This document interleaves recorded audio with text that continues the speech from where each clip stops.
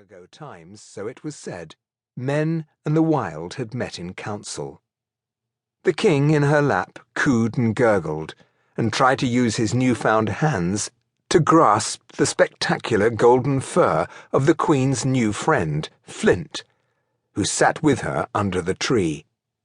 Flint was a clan leader of the Golden Bears, and his presence, as a chieftain of the wild, with the Queen of Alba, who might herself have been styled Queen of Men that summer, marked them as the very centre of the change that rolled outward from them over the Terra Nova. Before them, a young wyvern, head high, crest engorged with blood, spat his protests against the encroachment of the Abbey of Lisson Carrick on the traditional hunting and breeding grounds of his clan. By the Queen, the abbess, Miriam, representative of the Abbey, sat with head bowed, quietly translating the wyvern's words. Throughout the meadow that surrounded them was a curious fair, where men sold every product of human hands, from Venetian glass beads and hook bronze kettles to the best Etruscan steel crossbows and Alban-made knives and linen woven by women at the very foot of the valley. Merchants from the Antica Terra hawked their wares shamelessly alongside brass-lunged farmwives and local cutlers, cordwainers, and armourers. A tall, handsome man with a travelling forge fitted pre-made Etruscan breastplates to wardens, never call them adversaries, brother, and outwallers who crowded his stall while a squire, in the Red Duke's livery, sat on a stool and sketched the scene rapidly, his lively charcoal capturing the beauty of the Queen, the dignity of Flint, and the intense eagerness of one of Nita Kwan's young warriors to own a hardened steel breastplate, light as air, strong as magic.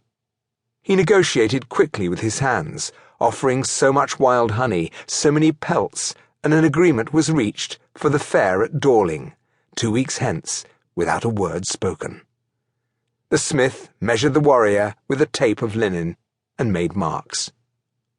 Adrian Goldsmith tossed his third sketch of the day aside and went on to his fourth, squandering a small fortune in paper because the captain had ordered him to do so.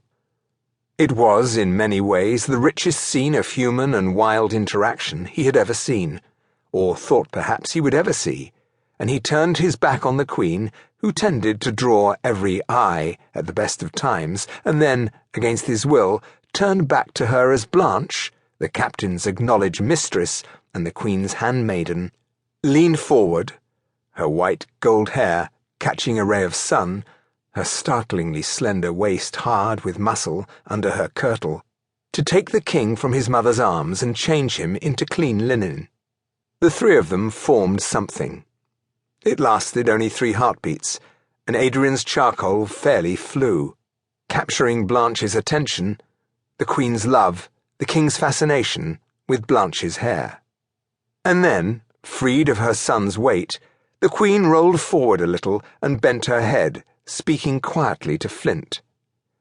The great bear raised his head and nodded, slowly, and his muzzle opened and a series of short barks emerged. Bear laughter. The wyvern stood, poised as if for fight or flight, and, perhaps, new to the ways of counsel and conciliation, that is how he saw the proceedings. Now the Queen whispered to Miriam, and Miriam nodded.